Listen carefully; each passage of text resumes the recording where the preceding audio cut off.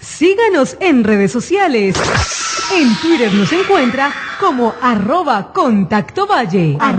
@contactovalle. @contactovalle. Las 10 de la mañana, 40 minutos. Saludamos a esta hora a la doctora Adriana Serrano. Doctora Serrano, muy buenos días. Días, ¿cómo están? Muy bien, muchas gracias. ¿Por qué no nos cuenta qué es la epilepsia y por qué es tan importante comenzar a visibilizar esta enfermedad en la población? Claro, la epilepsia es una enfermedad crónica, neurológica, que se caracteriza por descargas en el cerebro, las cuales son anormales. Estas pueden ser caracterizadas porque hay una pérdida de la conciencia, unos movimientos que son de las extremidades, que pueden ser en forma de rigidez, o movimientos que son como mioclonías o movimientos espasmódicos de los brazos y las piernas.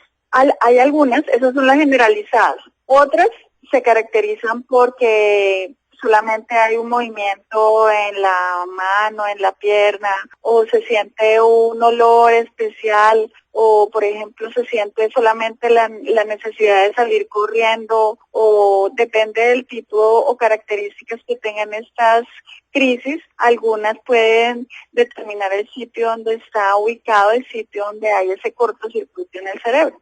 Doctora Serrano, ¿la epilepsia es común entre los colombianos? Sí, es una enfermedad común en la población colombiana, porque pues la epilepsia tiene muchas causas. Dentro de ellas puede ser la falta de oxígeno en el cerebro al nacer, o puede ser por enfermedades congénitas, por ejemplo una infección antes de nacer, como la toxoplasmosis, o ya más adelante, por ejemplo, lo que nosotros más vemos, los neurocirujanos, son por ejemplo los traumas craneoencefálicos secundarios pues a traumas o caídas y golpes en la cabeza, o pacientes que tienen más pues una infección y se irrita las membranas que cubren el cerebro, que se llama una meningitis, o abscesos cerebrales, que es pus en el cerebro, o un tumor cerebral.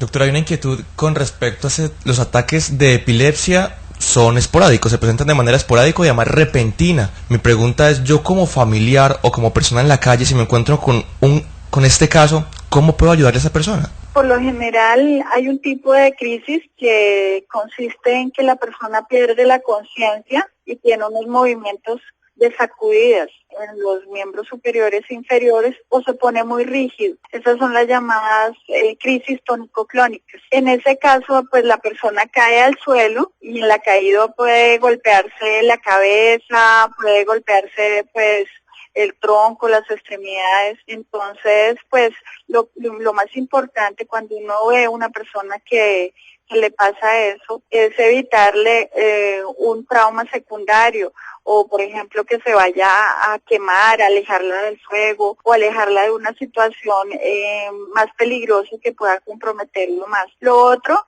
es tratar de liberarle la vía aérea. Entonces, por lo general se pone la cabeza de lado para evitar que la lengua se vaya hacia atrás y a la persona se le facilite un poco más la respiración. A veces es muy difícil, se cortan con los dientes la lengua, entonces intentar abrir la boca para evitar que pues se muerdan severamente la lengua y se formen una herida. Ese tipo de cosas son lo primero que uno debe hacer. Segundo que todo, llamar a la ambulancia, ya sea de la distrital, en los casos de las ciudades grandes, o si está usted en una población pequeña, llévelo al centro de salud, ¿sí? Lo ideal es que esa persona siempre debe recibir tratamiento médico. Las personas que crónicamente ya conocen que están enfermas y sufren de la epilepsia,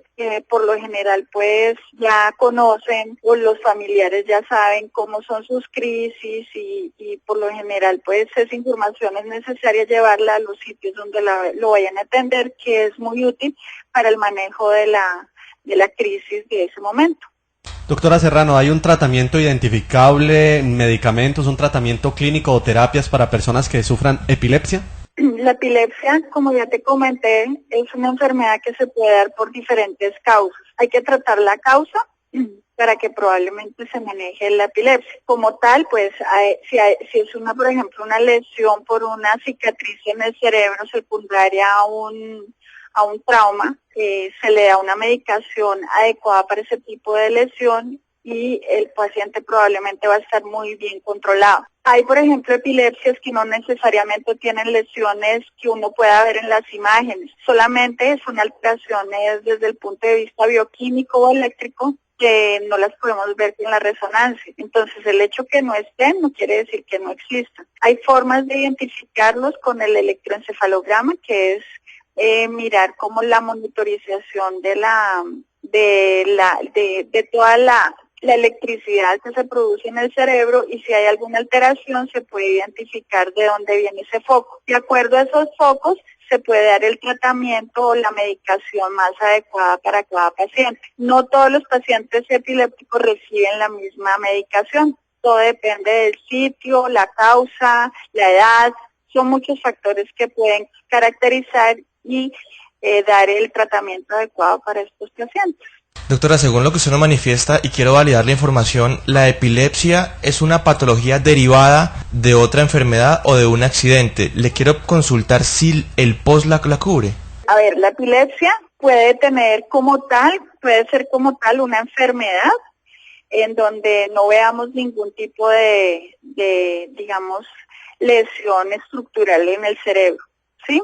Y el paciente solamente tiene esas características, puede presentarse con ese tipo de crisis, convulsiones o lo que hemos ya comentado. Y hay otro tipo de epilepsia que llamamos epilepsia sintomática, que es secundaria a alguna lesión que veamos en el cerebro. Sí, entonces puede ser, por ejemplo, una lesión por una infección, o puede ser por un tumor cerebral, o por una cicatriz secundaria a un trauma, ¿sí? Entonces, de acuerdo a lo que veamos, de acuerdo a la edad, de acuerdo a todo esto, podemos caracterizar y podemos, digamos, encasillarla en estos subgrupos que tiene la epilepsia. Muy bien, doctora Adriana Serrano, ella es neuróloga cirujana del Centro Médico Imbanaco. Muchísimas gracias. Bueno, con mucho gusto, que esté muy bien. Hasta luego.